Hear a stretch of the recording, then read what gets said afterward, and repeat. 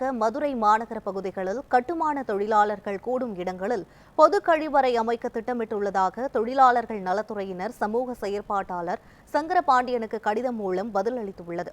இதுகுறித்து கூடுதல் விவரங்களை செய்தியாளர் ஹரிகிருஷ்ணன் வழங்க கேட்கலாம். ஹரிகிருஷ்ணன், அந்த பகுதியில் இருக்கக்கூடிய கழிவறை குறித்த முழு விவரங்களை சொல்லுங்க.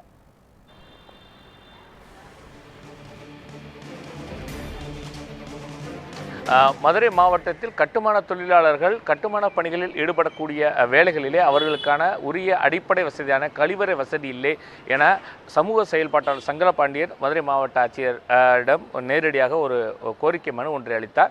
அதனைத் தொடர்ந்து தற்போது அவருக்கு தொழிலாளர் நலத்துறை கடிதம் ஒன்றை எழுதியிருக்கிறது. அதில் கடிதத்தில் குறிப்பிட்ட என்னென்ன மாதிரி குறிப்பிட்டிருக்கிறார்கள் என்பது குறித்து பேசுவதற்கு அவர் நம்மிடம் இருக்கிறார். அவர்கிட்ட பேசலாம். சார், நீங்கள் மாவட்ட ஆட்சியர் கடிதம் எழுதியிருக்கீங்க, அதுக்கு அவங்க என்ன பதில் கொடுத்துருக்காங்க?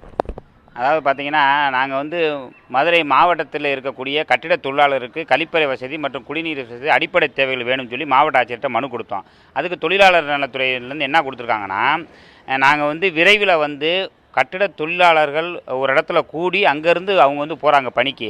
அப்படி போகும்போது அவங்களுக்கு நாங்கள் அந்த இடத்துல ஒரு காலையில் 5 மணிக்கு வந்துடுவாங்க. ஒரு 8 மணி 9 மணி வரைக்கும் அந்த இடத்துல இருந்து போகிறனால அவங்களுக்கு கட்டிட தொழிலாளர்கள் கூடும் இடத்தில் மட்டும் நாங்கள் இப்போதைக்கு ஒரு பொது கழிப்பறையை அமைச்சு அவங்களுக்கு ஒரு குடிநீர் வசதி செய்து தரோம் அப்படின்னு சொல்லி தொழிலாளர் நலத்துலேருந்து நம்மளோட ஒரு அனுமதி கொடுத்து ஒரு கடிதம் கொடுத்துருக்காங்க, பதில் கடிதம்.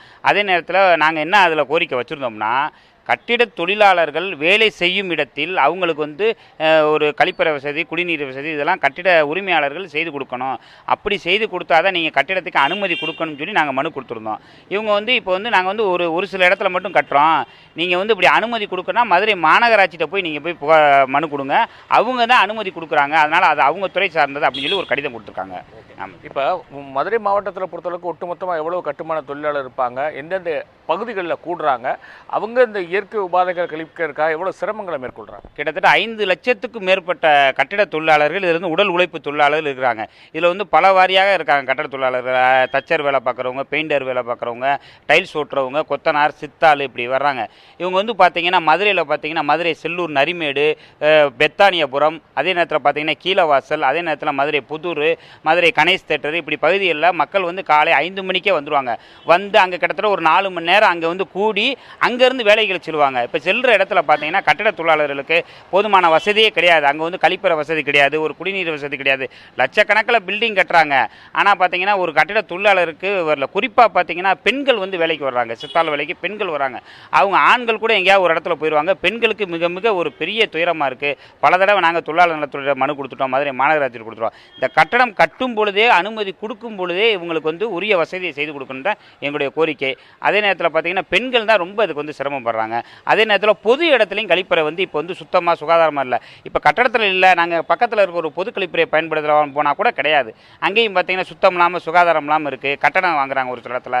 இது எங்களுக்கு பெரிய சிரமமாக இருக்குது. உடனடியாக எங்களுக்கு சரி பண்ணி கொடுக்கணும். இவரை பொறுத்தவரைக்கு மிக முக்கியமான ஒரு கருத்தை முன்வைத்திருக்கிறார். அதற்காகத்தான் மனுக்களை தொடர்ந்து கொடுத்து வருகிறார்.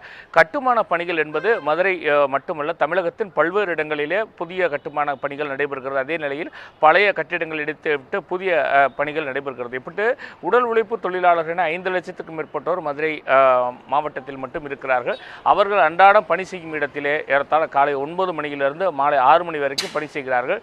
அந்த நேரத்தில் இயற்கை உபாதைகள் கழிப்பதற்கு மிகுந்த சிரமத்தை மேற்கொள்கிறார்கள். பெண்கள் மிகுந்த அவதிக்குள்ளாகிறார்கள் என்ற கருத்தை முன்வைத்திருக்கிறார்கள். ஆகவே நியூஸ் 7 தமிழ் கள ஆய்வு வாயிலாக அவர்கள் முன்வைக்கும் கோரிக்கை என்னவென்றால், கட்டுமான தொழிலாளர்களை கருத்தில் கொள்ள வேண்டும். கட்டுமான பணிகளுக்கு அரசு உடனே அனுமதி வழங்கும் பொழுதே அவர்களுக்கான அடிப்படை வசதிகளை குறிப்பிட்டு அனுமதி வழங்க வேண்டும் என்கிற கோரிக்கையை மையப்படுத்தித்தான் அவர் தங்களுடைய பல மனுக்களை தமிழக அரசுக்கு அனுப்பி வைக்கிறார். ஆகவே இதை பார்த்து கொண்டிருக்கிற அரசு அலுவலர்கள் இதற்கான ஒரு உரிய முடிவு எடுக்க வேண்டும் என்பதுதான் அனைவருடைய விருப்பமாகவும் வேண்டுகோளாகவும் இருக்கிறது. யுவராணி, கட்டுமான தொழிலாளர்கள் பொது கழிவறையின்றி தவிக்கும் காட்சிகளையும் அவர்கள் தெரிவிக்கும் வேதனைகளையும் தெரிவித்த கருத்துக்களுக்கு நன்றி சரவணகுமார்.